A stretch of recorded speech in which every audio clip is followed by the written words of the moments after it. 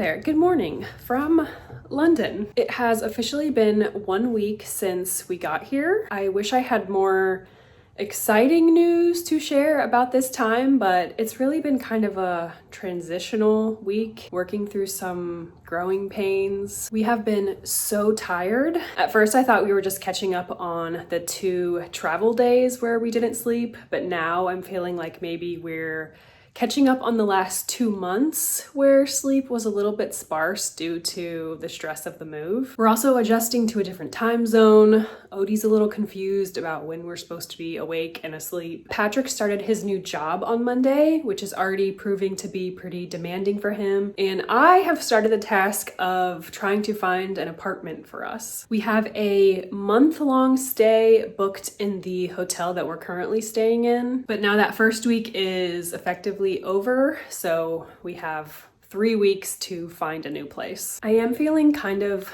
overwhelmed about that because turns out London is actually a really big city. There are so many neighborhoods and boroughs that I don't even really know where to start. I don't know enough about them to know where we'd even want to live, you know? I have a list of several that we've pulled from Reddit and other blogs suggesting places that you might want to live. So now that we're actually here, it's my job to kind of go out to those neighborhoods, walk around, try to get a feel for what we like, what we don't like, how long the commute would be for Patrick. Is there a park nearby for Odie? Is there a grocery store? Does it feel safe walking around by myself? Speaking of grocery stores, we've had a little bit of a rough go at that at first. It's taken us 4 separate tries at 4 different grocery stores to find one that we actually like. Let's see, the first one that we tried, we got home and realized that all of our food was spoiled and sour, so that was pretty gross. A couple more were more like a convenience store vibe than an actual grocery store, like they didn't have great variety. Then we went to a larger, more like a superstore type of establishment, and it was really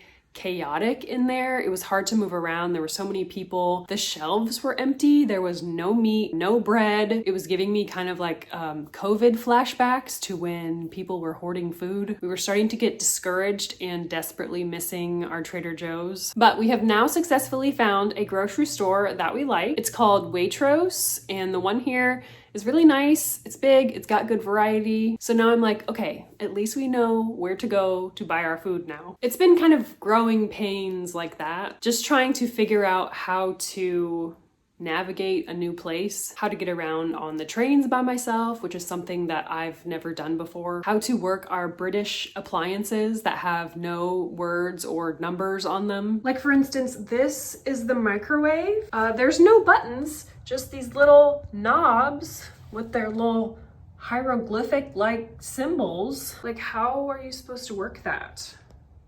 Hello? I think we had a little bit of a different mentality when we visited London for the first time in 2022. I mean, I think it's like how everybody is when you're traveling or on vacation somewhere. Everything's fun and different, but you only have to adapt to it for a few days or so until you know that you're gonna go home, back to your routine and back to all of the comforts that you already know. But for us right now, it's like, no, this is it. You've got to figure this shit out because you're not going back home anytime soon. Your old home with your old life and all of your stuff doesn't exist anymore to go back home to. And that right now is leading to some very unhelpful, pessimistic thought trains like, oh my God, what have you done? This is the worst financial mistake you've ever made in your life. Why would you do this? Everyone hates you. Again, not helpful. I'm trying to stay positive. I know that all of this will get better in time. You know, we'll find new comforts. We'll find our new routine. This is a message to any Europeans who happen to watch this channel for any reason. I want you to know that I really did try to assimilate to your culture. I gave it a go, but I did in fact move forward with purchasing an ice tray after my first week here. Did you guys know that you can just have ice whenever you want it? I know it's a joke about silly Americans and their ice, but I am in fact a silly American and I need my ice. And look, it has hearts on it. It's really cute. I have like hot ice now. That is basically the update. I'm gonna go venture out and look at apartments now.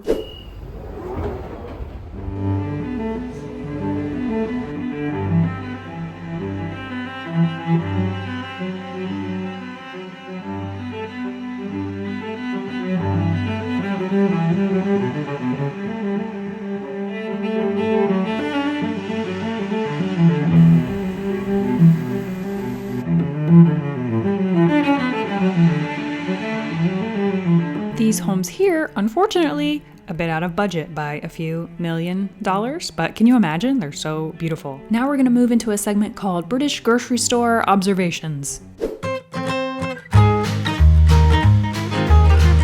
First up, if a product happens to be British, they definitely gonna let you know they're slapping a flag on it. We've got alternatively named produce. It's not cilantro, it's coriander. It's not a zucchini, it's a courgette.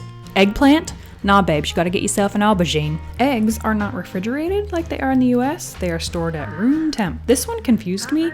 All of their cheese is the same color. Every kind. Does America dye our cheese yellow and orange? Is that what's happening? Are we okay? This store has a really nifty checkout option that I've never seen before. You check out one of these scanners and you can scan and bag your own groceries as you shop. Then at the end, you just scan the barcode at a little kiosk to pay and you're done. Something else I've learned about grocery shopping here is about sugar. They don't like it. You would think that the country that revolutionized the international sugar and spice trade would be, I don't know, more into flavor. Not them. Odie, off. Get off the table. No. They actually have a sugar tax here. So there's a scale for sugar. The more sugary a beverage is, for example, the higher the tax is. So Coca-Cola, for instance, is at the highest tier of gram of sugar per milliliter of beverage classification. So soda here, very expensive. It's also like I can only grocery shop for 3 or 4 days worth of food at a time because that's all I can carry home in my grocery bag. It's all fun and games until you're carrying a pack of Coke back with you half a mile to your apartment in the cold. It has you regretting some life choices. Also, just kind of sugar in general is not as prevalent in the food as it is in the States. I think we're used to sugar being incorporated way more into most of the foods that we eat. For example, we were looking for bacon and normally we go for, some kind of like honey smoked apple wood, brown sugar, and that's not an option here. It's just bacon, no sugar added. I was looking for a creamer to put in my tea in the mornings, and in the States we'd have a plethora of different creamers to choose from with all different types of flavors and sweetness. Not here. Here you have cream, a lot of non-dairy options, but it's all unsweetened. No sugar added, no flavors, it's just the cream. Which I presume the sugar tax is kind of, I don't know if it's the UK or Europe's response to cavities, diabetes, like all the sugar related ailments. But being here and not having as much sugar, oh my God, it's made me like crazy for a Coke. I have not bought Coke in years. Coke here is also made with real sugar and not high fructose corn syrup like it is in the US. So it just hits so good. Sweets in general here are also much more expensive and there's not as many options. In the US, we would have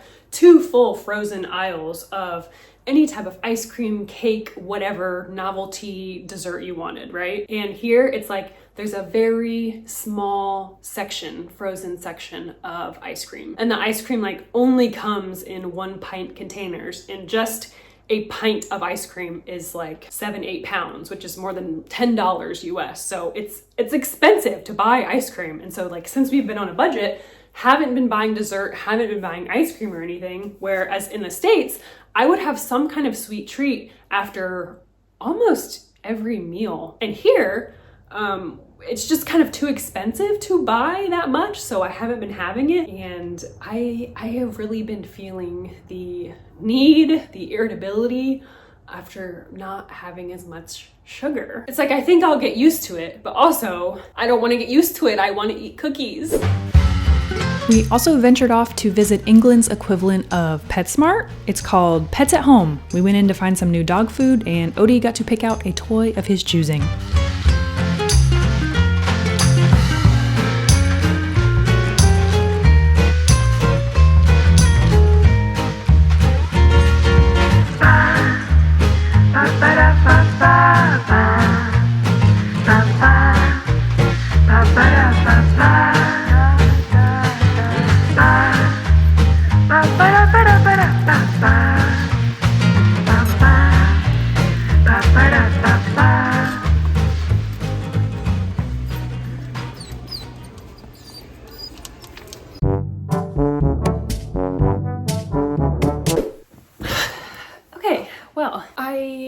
have walked around several neighborhoods at this point. I've seen a handful of flats, some definitely better than others. I haven't had a whole lot of luck yet, but I am learning more about the process, I would say. So where we are from in the States, there's more apartment complexes, like larger buildings that are owned by some kind of management rental company. You tour a model of the apartment, and if you want to live there, you fill out an application. The complex tells you how much it's going to cost per month, and then if you pass the checks or whatever, then you are assigned a unit in the building to live in. That's not how it works everywhere in the US. It differs by city, but at least where we lived in the suburbs, that was the norm. There's not as many private landlords renting out their properties. They exist, but they're not as common or as accessible. Whereas here, it's very different. It seems like most places have a landlord or somebody who owns the flat and is looking to privately rent it. The landlord usually hires a leasing agent or a letting agent to manage the actual property, find the tenants, do all the paperwork, like manage the day-to-day stuff. So when I'm looking online and seeing a place that I like, I'm contacting that leasing agent to show me the property and get more information about it. I've learned that the price listed for a property is not a firm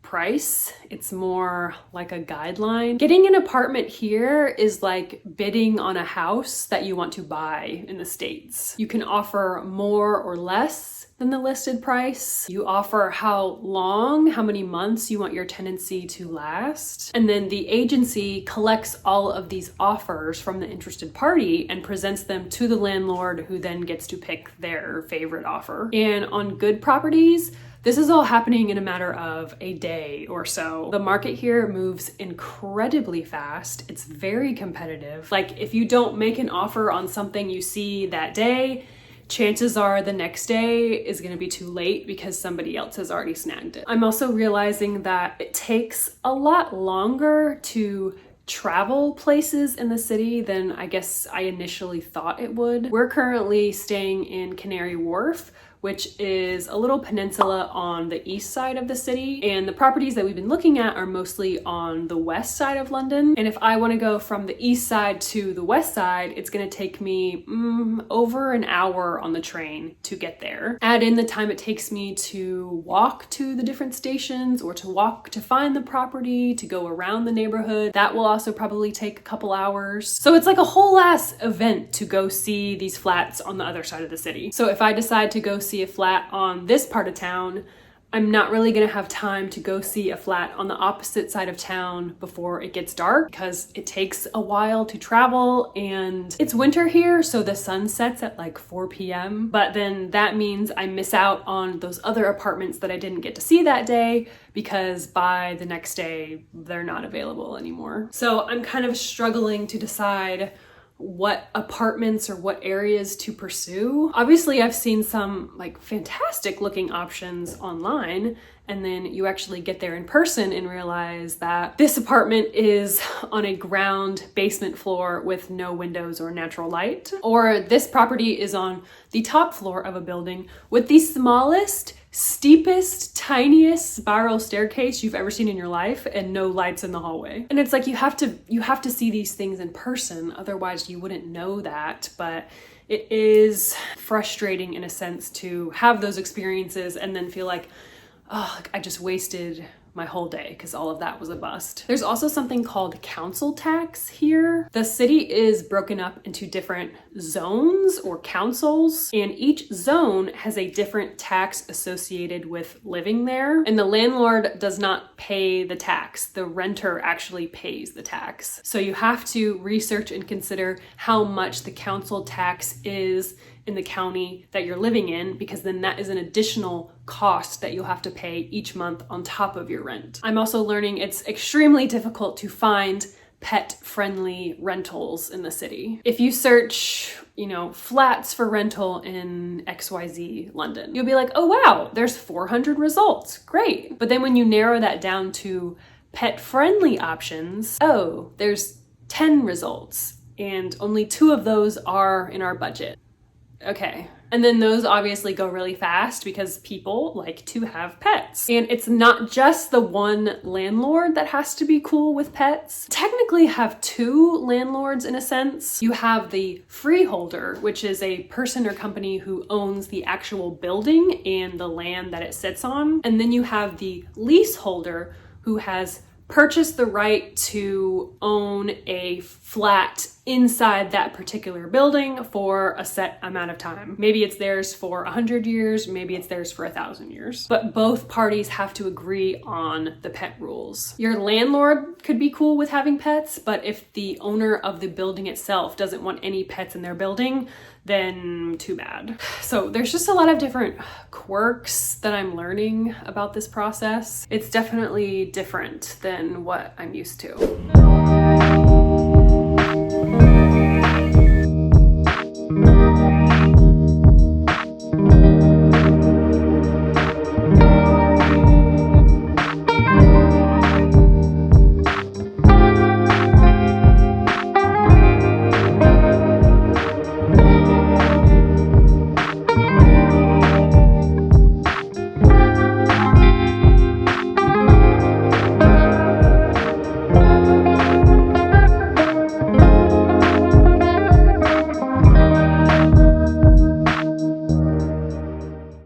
Hello there, good morning. I just got back from another property viewing, got myself a cup of tea.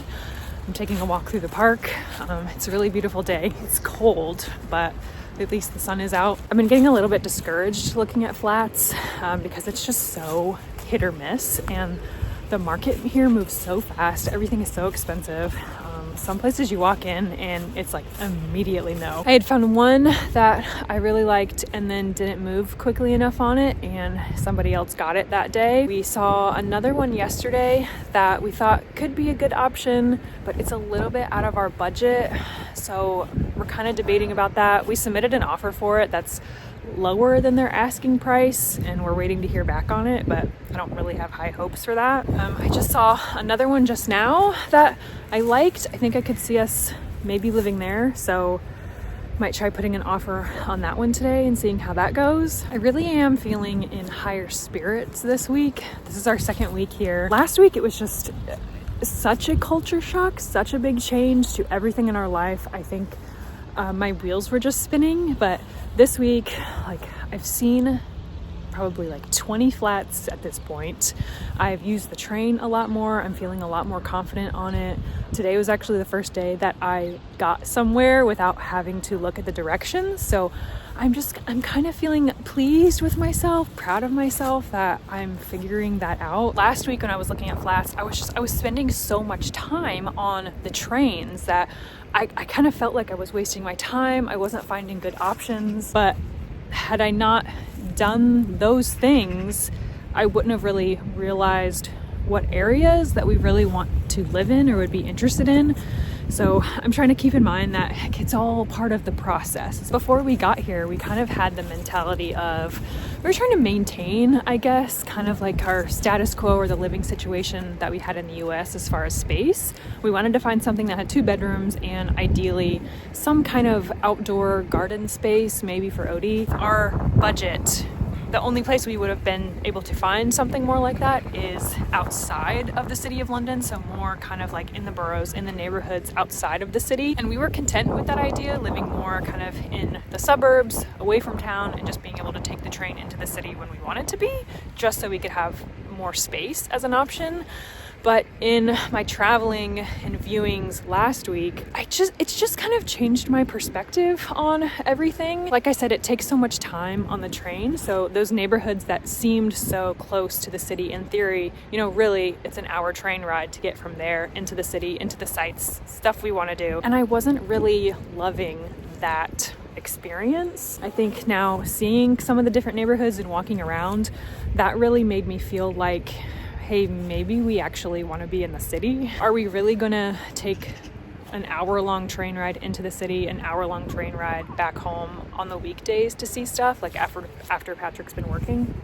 Probably not. That's also 2 hours of travel time already being away from Odie. So now that limits the amount of time we're able to spend in the city doing stuff away from him. Our money is not going to go nearly as far in the city, of course. Like we would have to compromise for a much smaller space and probably no outdoor area. So now the priority is just kind of finding a flat that we like that will work for us and be nearby to a park where we can walk Odie. But I wouldn't have known that had I not viewed those other areas. So our search now has shifted into more of the city. So I kind of have to start over with my flat search, which has kind of been like a full-time job right now. I've been online just inquiring about places like crazy, which, you know, puts your phone number into the system, into these different letting agents books. And so they're calling you constantly. I have a leasing agent, a letting agent calling me like every 10 minutes probably, which for somebody with phone anxiety is very unnerving. The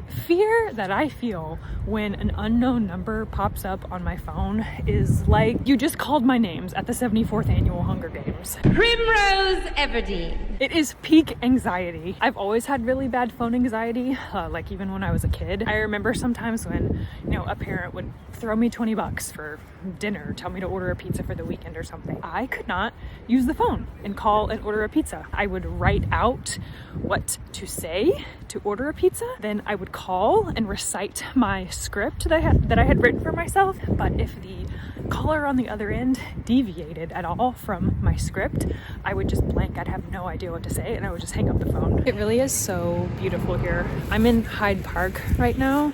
There's the Italian gardens behind me. I mean, it's the dead of winter right now. It's very cold and it's still green. I can't wait to see this place in the spring when all the trees and all the flowers are blooming. It's gonna be so pretty.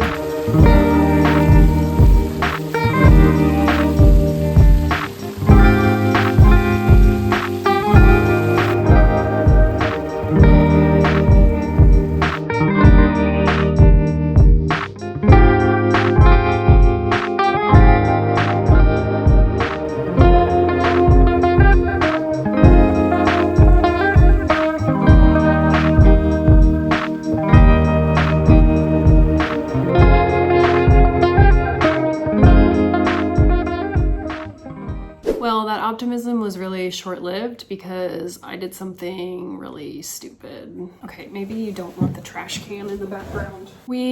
I made a couple offers on places that got turned down, unfortunately. We saw a place that we really liked and lost it because we were outbid by somebody else, which really sucked because it seemed like the place. Like it checked a lot of our boxes. We really liked it. Then I went and saw another place by myself afterwards, and there were multiple people there viewing the apartment at the same time as me. So there were also multiple agents there, which kind of created a little bit of a higher stress environment. The agent was really kind of putting the pressure on me, being like, you know, if you don't make an offer on this place today, it's gonna be gone by this evening. There's a lot of interest on it. It's very popular. And the place was nice. It was clean, it was updated, it was pretty. I definitely felt some pressure on the spot because I didn't want to miss out on another property after, you know, losing the last few. So I made an impulse decision, made an offer on it. The agent ended up convincing me to increase the offer to be competitive and to put a deposit down on this place. You know, like this is what you have to do if you really want it. Then kind of immediately afterwards, Patrick and I were feeling like maybe we kind of got swindled a little bit by this agent. We did some more research on the area and found a bunch of negative reviews online from people who allegedly lived in that same block of apartments. They said that the noise level was really bad. This street was really close to the highway. It was also close to some overground train tracks and also a playground right behind the building, which I didn't even really think about at the time. The reviews said that the noise level was just really bad in this area between the traffic sounds and the trains and the children who are presumably screaming at the top of their lungs, chasing each other on the playground all day. Basically, the consensus online was it was a miserable place to live if you ever wanted peace and quiet, which is not ideal for us. I know that living in a big city, there's going to be some level of noise probably wherever you are, but especially with Patrick working from home part-time, we can't have children screaming right outside of our window all day. Like that's just not going to be a good environment for us. So we decided, you know, actually this flat, this location is not going to be a good fit for us. I tried calling the agent back immediately after learning all of this, trying to rescind our offer. This was all in the same day, mind you. And basically he said you can pull out of the offer, but the deposit that you made is non-refundable. I tried to argue back my case that, you know, if there's really all this interest and other offers on the property, you should be able to recoup that cost of the deposit, no problem, from another family. And unfortunately, the answer was no, it was non-refundable. They took my money and then essentially ghosted me and stopped responding to my messages. So that mistake ended up costing me $700. That's how much the holding deposit was. And I am so mad at myself. I feel so guilty and stupid and impulsive. This move has been really expensive for us, and I don't say that to complain, you know, this is what we signed up for, but we've been eating peanut butter and jelly sandwiches for the last 2 weeks, trying to conserve our savings as much as possible, and then I go and flush $700 down the toilet, and I just feel so bad for doing that. It's like, lesson learned, I guess, but it's a lesson I wish I didn't have to learn.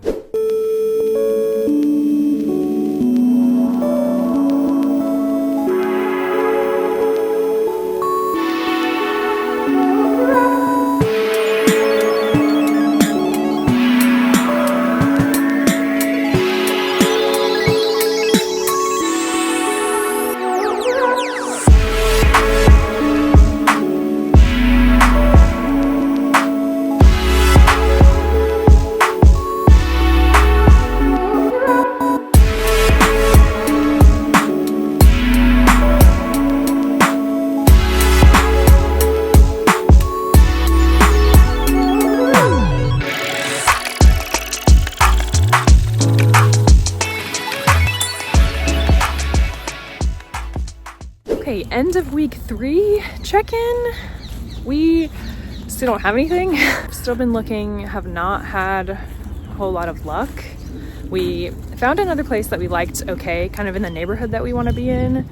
Put in an offer. We're in a bidding war with another person for a day or so, and then the landlord ultimately chose the other offer. So we lost another one, which is discouraging. It's hard because the agents won't tell you what the competing bids are, so you're just kind of blindly offering something, not knowing if you're too low or too high. Also, if the other, tenant doesn't have a pet, I feel like the landlord is more likely to choose them regardless because they don't want to deal right with the damages potentially of having a pet there. And we were out all day on Tuesday this week. Patrick took off work looking at, 10 or so places. It was raining, it was cold.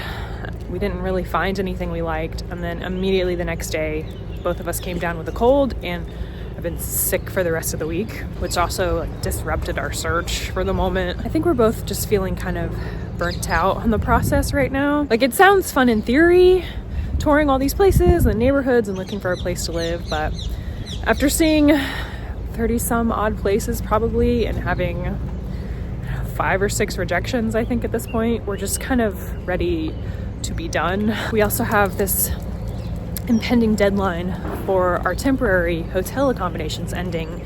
We only have a week left there, and in looking to extend or find another place to stay temporarily, it's just insanely expensive, like £1,000 per week for the most mediocre thing you've ever seen, far away from everything else, right? So that's just not a great option either. We do have another offer on a place open right now. Again, we're in a bidding war with somebody else, so we ended up raising our offer and sending it back to them.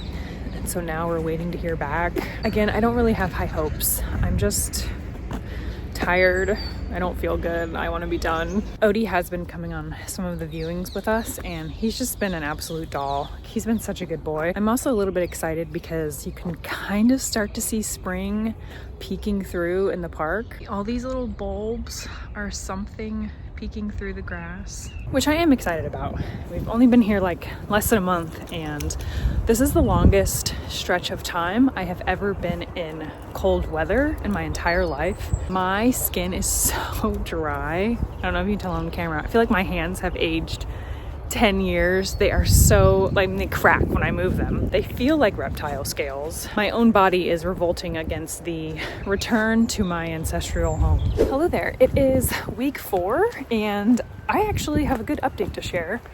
We got a flat. A landlord has chosen us.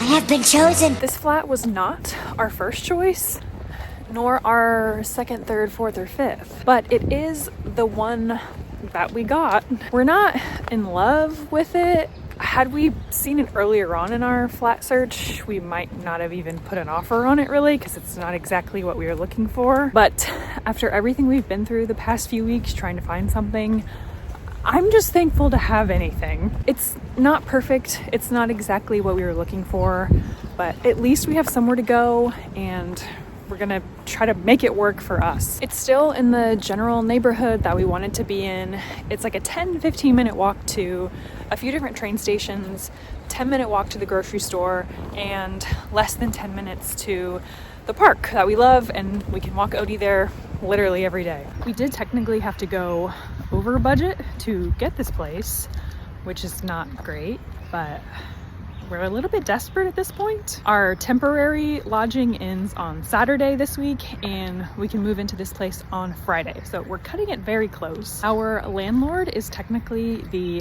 Church of England. And being here, we've learned that the Church of England and the Crown, the royal family, actually own a ton of real estate in the city and in the country for that matter. And that is how they make money. That is how they keep their endeavors bankrolled, I guess, which now kind of makes total sense, but also feels a little bit icky. I don't know how I feel about it. Patrick and I are not Christian, we're not religious, but in now getting this place, we kind of feel like, do we have to be? Do we have to pretend to be? I'm sure the church is happy to collect their check from any number of jaded atheists with previous childhood religious trauma. But like I said, we're desperate, so hey, if we need a place to live, I will pray to whoever you want me to, Father. All right, I think I'm gonna cut this vlog here before anything else happens. I've already started to edit this video and it is way too long. I am looking forward to getting into a place that we can start setting up and making our own, and then really start our life here? Question mark? Thanks for sticking around if you did for this long ass video. See ya next time. Jesus. Okay, bye.